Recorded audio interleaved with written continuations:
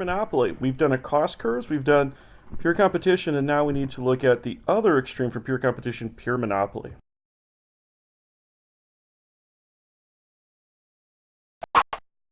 As you would expect, monopoly is the opposite of pure competition. Pure competition has so many firms that no one firm can set its price, it's set in the marketplace.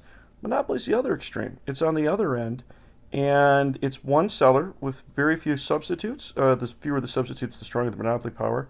Price maker, some sort of blocked entry, a patent, a licensing, or something like that. And it controls the market. It's going to be a price maker. It'll set the price that it wants. In this chapter, we'll talk about a couple different types of monopolies. The main ones that you need to know about are pure monopolies, regulated monopolies, a natural monopoly, and a price discriminating monopoly. As we'll go through that, you'll understand how they work. And it's not only to understand monopoly, but it's to understand how monopoly is different than pure competition when it comes to efficiency objectives.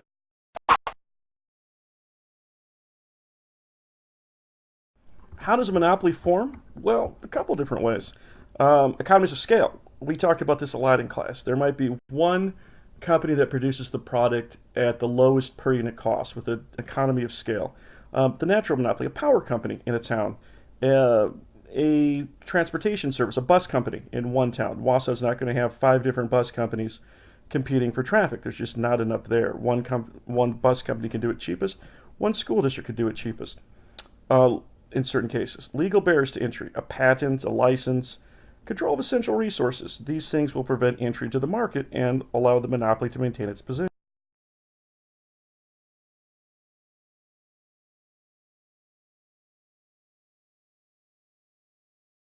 In how to graph it is the natural monopoly case. The natural monopoly case is simply a downsloping ATC curve at the point of price. So if price intersects a downsloping ATC curve, you have a natural monopoly, and least cost production is realized with only one producer. And this is not uncommon in many different markets and industries.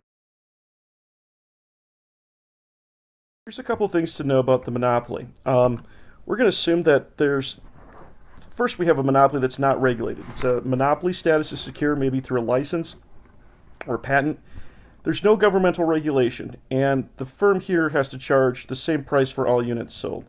The market demand curve is the firm's demand curve, of course, because there's only one producer.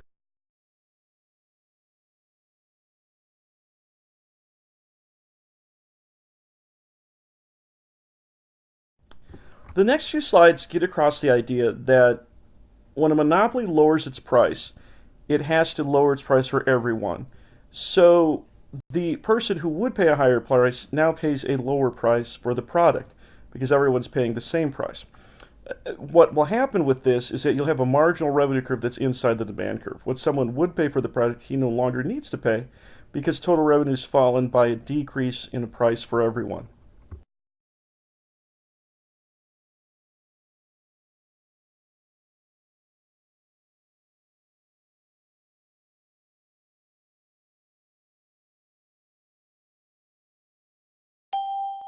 This slide once again reaffirms this information, and the next couple slides go through that sort of drawn out process where you look at total cost and total revenue, and you try to find the price producing point.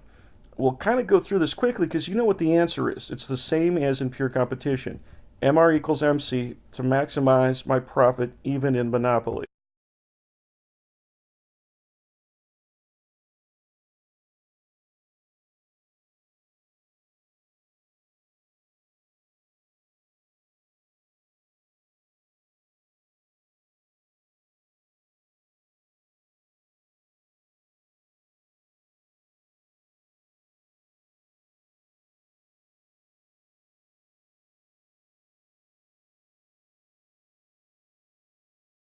The marginal revenue curve kind of taking shape.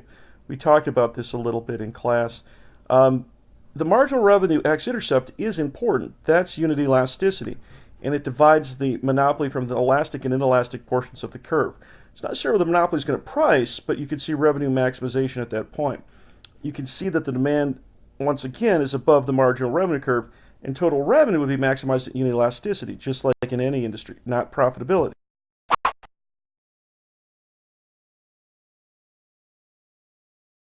we've all come to know and love. MR equals MC to produce most profitably, even in monopoly, right? So all the information that you need is MR equals MC, just like before. Look for that point in monopoly and you can find profit maximization. Although monopoly goes about it a little bit differently, as we'll see.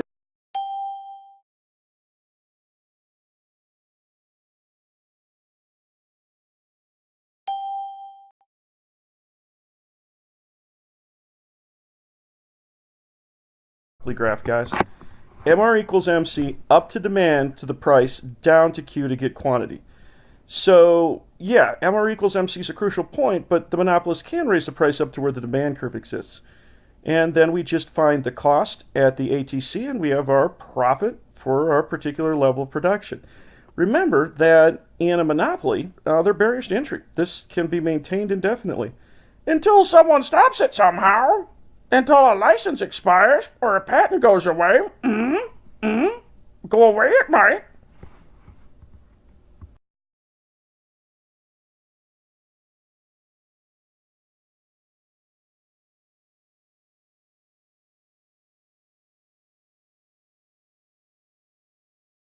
It's weird to think about it, but a monopoly can produce at a loss as well. A firm may have a monopoly on a drug that's not very popular, a patent license on something that turns out to be not that cheap to produce relative to demand. So you would have a similar shutdown points and production points like you do in pure competition. This monopoly would produce at a loss because its price exceeds AVC. Price below AVC would shut down the same that it would in pure competition.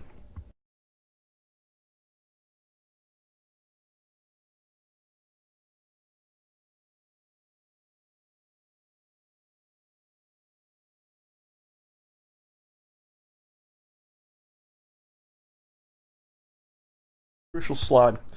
There's a lot to understand about how monopoly is not as efficient as pure competition. There's a supply curve, okay? That's the MC curve for monopoly. It would be the supply curve in pure competition. Take away that marginal revenue curve and you got supply equals demand for the market in pure competition. That's allocative efficiency. Price equals marginal cost equals demand is our efficiency, right? And if that's the case, that would be where the purely competitive firm would produce, the socially optimal quantity and price. Monopolist doesn't produce there. It produces at a price that is higher than socially optimal and a quantity less than socially optimal. So we don't have allocative efficiency. We also have less consumer and producer surplus. Look at the PC triangle over to S and then up to the y-intercept of demand curve. There's consumer surplus in pure competition. That disappears down to PM, demand curve, y-intercept demand curve, under monopoly.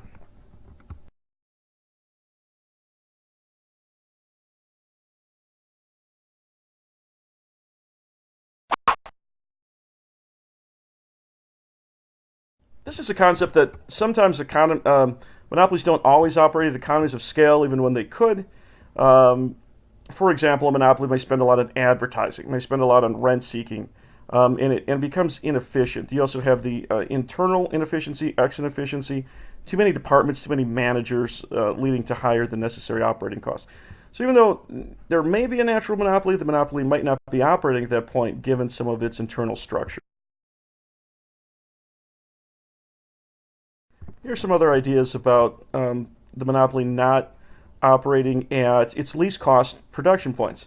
Rent-seeking behavior, trying to maintain its monopoly status through legal means, through political means. Technological advance, research and development. Exit inefficiency. It's got too much internal costs, too high of internal costs, and so forth down the line.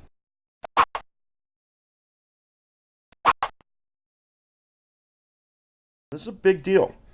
Price discrimination is a monopoly able to charge people different prices by segregating the market. Perfect price discrimination would be charging everyone his or her maximum. You can take a look at the graph here.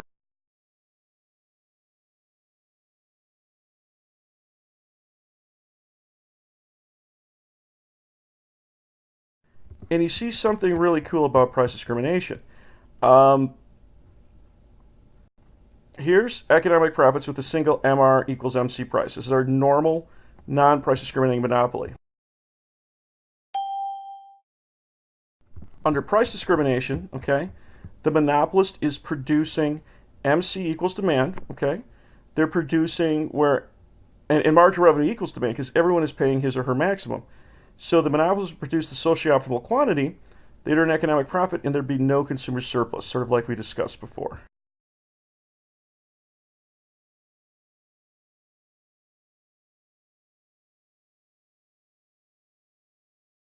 The other idea with a natural monopoly or another monopoly is regulation. And the dilemma of regulation refers to the idea that often the socially optimal price is equal to marginal cost, um, is not sustainable. It's below ATC, and the monopoly would not be able to support that price or sustain that price without incurring a loss and going out of business. Another option is the fair return price or the normal profit price. Price equals ATC. At this price, the monopoly can stay in business without a subsidy, but it's not at the socially optimal level of production.